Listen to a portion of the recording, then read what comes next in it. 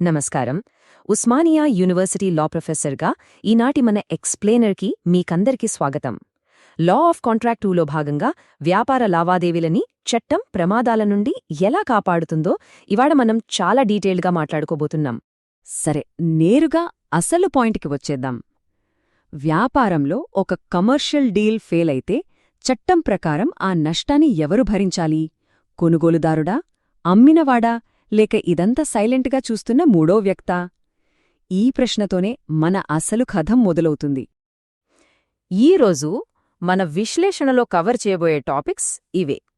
Financial risk shields దగ్గర్నుంచి మొదలుపెట్టి indemnity మరియు గ్యారంటీ మధ్య ఉన్న తేడాల వరకు ఒక ఫ్లోలో వెళ్దాం. మొదటిగా రిస్క్ మేనేజ్మెంట్ పునాదుల గురించి, అంటే ఫైనాన్షియల్ రిస్క్ షీల్డ్స్ గురించి మాట్లాడుకుందాం. బిజినెస్ అన్నాక రిస్క్ అనేది కామన్, రైట్? కానీ అడుగడుగునా భయపడుతూ కూర్చుంటే వ్యాపారం చెయ్యలేం. అందుకే వాణిజ్య లావాదేవీలలో ఊహించని నష్టాల నుండి మనల్ని మనం రక్షించుకోవడానికి చట్టం కొన్ని కాంట్రాక్ట్ల రూపంలో షీల్డ్స్, అంటే రక్షణ కవచాలనందిస్తోంది. ఈ కవచాలే వ్యాపారులకు ధైర్యాన్నిస్తాయి. ఇప్పుడు మన రెండో సెక్షన్లోకి అడుగుపెడదాం. అదే ఇండెమ్నిటీ కాంట్రాక్ట్. ఇండియన్ కాంట్రాక్ట్ చట్టంలోనే సెక్షన్ 124 దీని గురించి ఏం చెబుతుందో చూద్దాం. సెక్షన్ 124 అసలు ఇండెమ్నిటీని చాలా సింపుల్గా డిఫైన్ చేసింది. ఇది ఇద్దరు వ్యక్తుల మధ్య జరిగే డైరెక్ట్ అగ్రీమెంట్. నా వల్ల కాని లేదా ఇంకెవరి వల్ల కాని నీకు ఏదైనా నష్టం వస్తే ఆ నష్టాన్ని నేను భరిస్తాను అని ఒకరు ఇంకొకరికి వాగ్దానం చేయడమే ఈ కాంట్రాక్ట్ ఆఫ్ ఇండెమ్నిటీ. అంటే నష్టాన్ని కవర్ చేయడానికిచ్చే గట్టి భరోసా అన్నమాట. ఇక్కడొక ఇంట్రెస్టింగ్ పాయింట్ ఉందండి. ఇండియన్ లాకి ఇంగ్లీష్ లాకి చిన్న తేడా ఉంది. ఇంగ్లీష్ చట్టము చాలా బ్రాడ్గా ఆలోచిస్తుంది. అంటే వాళ్ళ దగ్గర ఫైర్ యాక్సిడెంట్స్, న్యాచురల్ కెలామిటీస్ వల్ల వచ్చే నష్టాలు కూడా ఇండెమ్నిటీ కిందకే వస్తాయి. కాని మన ఇండియన్ లా మాత్రం మనుషుల వల్ల, అంటే హ్యూమన్ ఏజెన్సీ ద్వారా జరిగే నష్టాలకు మాత్రమే పరిమితం చేయబడింది. దీన్ని ప్రాక్టికల్గా అర్థం చేసుకోవడానికి ఒక ఫేమస్ ఇంగ్లీష్ కేస్ చూద్దాం. అదే ఆడమ్సన్ వర్సెస్ జార్వెస్. ఇందులో ఒక వ్యక్తి వేలం వేసేవాడితో తనకు సంబంధం లేని పశువులను అమ్మించాడు. పాపం ఆ వేలంపాటాదారుడికి తర్వాత నష్టమొచ్చింది.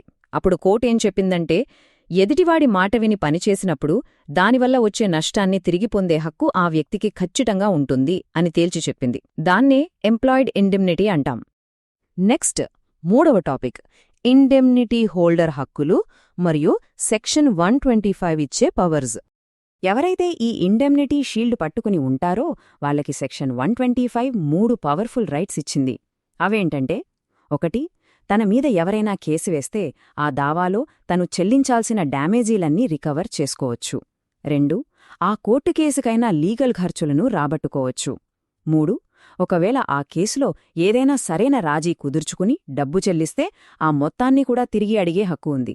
కానీ ఇక్కడే ఒక అద్భుతమైన లీగల్ పాయింట్ ఉంది.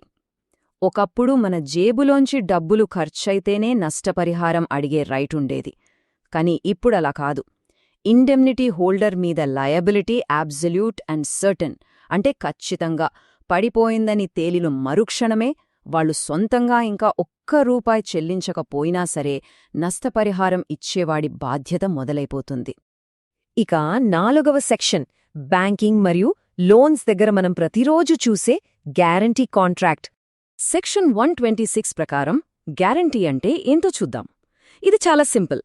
అప్పు తీసుకున్న వ్యక్తి లేదా మూడవ వ్యక్తి తన బాధ్యతను తీర్చడంలో ఫెయిలైతే, డోంట్ వరీ, నేనున్నాను, వాడి తరపున నేను తీరుస్తాను అని రుణదాతకు భరోసా ఇవ్వడమే ఈ గ్యారంటీ కాంట్రాక్ట్. ఇదొక బ్యూటిఫుల్ ట్రయాంగిల్ డీల్ లాంటిదండి. ఇందులో ముగ్గురుంటారు. మొదటి వ్యక్తి క్రెడిటర్, అంటే అప్పు ఇచ్చేవాడు, ఇతనికే గ్యారంటీ ఇస్తారు. రెండవ వ్యక్తి ప్రిన్సిపల్ డెప్టర్, అంటే అప్పు తీసుకునేవాడు, ఇతను డీఫాల్ట్ అయితేనే అసలు ప్రాబ్లం. ఇక మూడవ వ్యక్తి ష్యూరిటీ, అంటే మన బ్యాకప్. ఈ ముగ్గురి కలయికై గ్యారంటీ ఒప్పందం. 5వ అంశంగా అసలీ గ్యారంటీ కాంట్రాక్ట్ వ్యాలిడ్ అవ్వాలంటే చట్టపరంగా ఏం కావాలి? చట్టం కొన్ని రూల్స్ని చాలా స్ట్రిక్ట్గా పెట్టింది. 1 చట్టబద్ధమైన అసలు రుణగ్రస్తుడు ఉండాలి. 2 ఆ రుణగ్రస్తునికి ఏదో ఒక ప్రయోజనం, అంటే కన్సిడరేషన్ జరిగి ఉండాలి. 3 ఈ ముగ్గురు ఎలాంటి ఒత్తిడి లేకుండా స్వేచ్ఛగా దీనికి ఒప్పుకోవాలి. దాన్నే ఫ్రీ కన్సెంట్ అంటాం. ఇక చివరగా గ్యారంటీ ఇచ్చే ష్యూరిటీకి కాంట్రాక్ట్ చేయడానికి పూర్తి లీగల్ కెపాసిటీ ఉండాలి. ఈ పాయింట్ చాలా జాగ్రత్తగా వినండి. కాంట్రాక్ట్లో స్పెషల్గా ఏదైనా రాసుకుంటే తప్ప ష్యూరిటీ యొక్క లయబిలిటీ ఎప్పుడూ రుణగ్రస్తుని బాధ్యతతో సమానంగా అంటే కో-ఎక్స్టెన్సివ్గా ఉంటుంది. సింపుల్గా చెప్పాలంటే అప్పు తీసుకున్నవాడికి ఎంతైతే భారముందో ఒకవేళ వాడు ఎగ్గొడితే ష్యూరిటీ మీద కూడా డిట్టో అంతే భారం పడుతుంది. తప్పించుకోవడానికి ఛాన్సే లేదు. ఇక మనం చివరి అంటే 6వ సెక్షన్కి వచ్చేశాం. Indemnity versus guarantee. ఈ రెండిటి మధ్య ఉన్న అసలు తేడాలను ఒక్కసారి ఈ పట్టికలో గమనిద్దాం. ఇండెమ్నిటీలో ఇద్దరే ఉంటారు, కానీ గ్యారంటీలో 3 పార్టీలు వస్తారు. ఇండెమ్నిటీలో బాధ్యత ప్రైమరీ మరియు ఇండిపెండెంట్గా ఉంటుంది, కానీ గ్యారంటీలో ష్యూరిటీ లయబిలిటీ సెకండరీ, అంటే అప్పు తీసుకున్నవాడు ఫెయిల్ అయితేనే వీడిదాకా వస్తుంది. ఇండెమ్నిటీ ఉద్దేశమేంటంటే జరగబోయే నష్టానికి పరిహారం ఇస్తానని చెప్పడం. అదే గ్యారంటీ అయితే ఆల్రెడీ ఉన్న అప్పుకు భరోసా ఇవ్వడం. ఇంకో ముఖ్యమైన విషయం, ఇండెమ్నిటీ హోల్డర్ 3వ వ్యక్తి మీద స్వంత పేరుతో దావా వేయలేడు, కానీ గ్యారంటీలో ఒకసారి ష్యూరిటీ అప్పు తీర్చాక వాడు నేరుగా ఆ రుణగ్రస్తుడి మీద దావా వేయొచ్చు. ఇక ఫైనల్గా ఈ ఎక్స్ప్లెయినర్ని ఒక థాట్ ప్రొవోకింగ్ క్వశ్చన్తో ముగిద్దాం. ఈరోజు ప్రపంచవ్యాప్తంగా డీల్స్ అన్నీ కాంప్లెక్స్గా మారిపోతున్నాయి. ఇలాంటి టైంలో 100 ఏళ్ల క్రితం రాసిన ఈ చట్టపరమైన షీల్డ్స్ రేపటి క్రిప్టో లాంటి డిజిటల్ అసెట్స్ని రక్షించడానికి తమని తాము ఎలా అప్గ్రేడ్ చేసుకోబోతున్నాయి? ఒకసారి ఆలోచించండి. మరిన్ని ఇంట్రెస్టింగ్ లీగల్ అనాలిసిస్లతో మళ్ళీ కలుద్దాం. సెలవు.